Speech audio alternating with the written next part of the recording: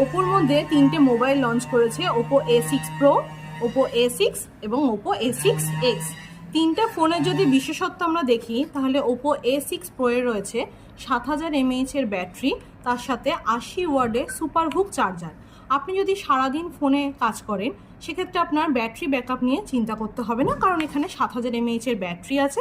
আর যদি আপনার ফোনে চার্জ শেষ হয়ে যায় সেক্ষেত্রে আপনি 80 ওয়াটের সুপারহুক চার্জার দিয়ে ফোনটাকে চার্জ করতে পারবেন। এরপর আসছে ওপো A6।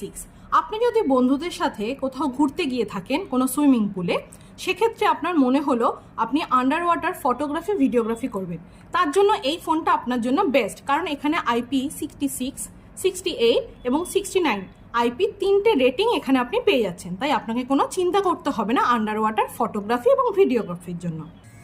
এরপর লাস্ট মডেল ওপো A6X।